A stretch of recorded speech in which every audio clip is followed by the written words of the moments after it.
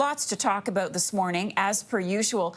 Let's begin with this rather unusual greeting, if you can call it that, from President Trump ahead of South Korean leaders, the leader touching down in Washington. Not much of a welcome. He seems to be slamming the country. Yeah, that's right. And it seems as though perhaps maybe the president is going to use this idea of trade as a way to foster or somehow procure some level of agreement from the country. It's unclear, frankly, in fact, what President Donald Trump is speaking of or talking about. But I guess we'll learn more in this meeting when we're talking about not only two allies, but of course, we know that both the United States, South Korea, along with Japan, have been conducting a series of military exercises in the South China Seas and have been working very closely together. So what we're seeing from Donald Trump certainly is counter to what we've been seeing, at least between the two nations militarily. All right, let's turn now to some of the remarks that we just heard from President Trump make in the Oval Office. He talked about the U.S. National Guard presence now in Washington, D.C., saying it's been, the safest couple of weeks Washington has seen in over 100 years. Now Trump seems to be eyeing Chicago and Baltimore. Are armed National Guard troops what Americans want, armed patrols on city streets? Well, if you look at the two latest polls that have been conducted on Donald Trump's approval rating, we're seeing the president have the lowest approval rating of any president in history. In fact, that goes back to even Donald Trump's own first term.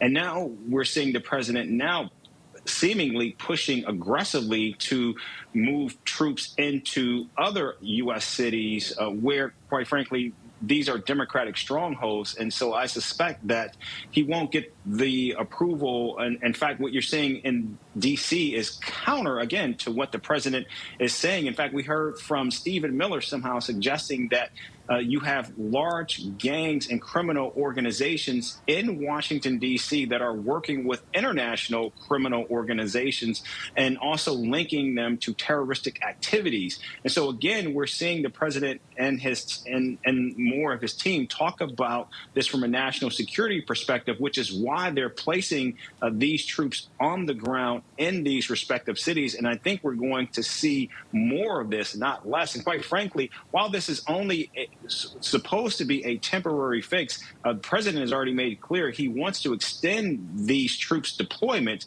in Washington, D.C. And of course, the question becomes now, how will the governor of Maryland and Illinois, how will they react when Donald Trump does, in fact, place these troops on the ground in these cities? Because I think it's actually going to happen. And then just briefly, Eric, when it comes to crime stats, the president makes it sound as though crime is off the charts. What does the actual data suggest? Yeah, the data is actually showing something very different. In fact, what we're seeing in Baltimore, where the president is saying he will deploy these troops, as well as Chicago, crime is down. In fact, in Baltimore, it's at historic lows.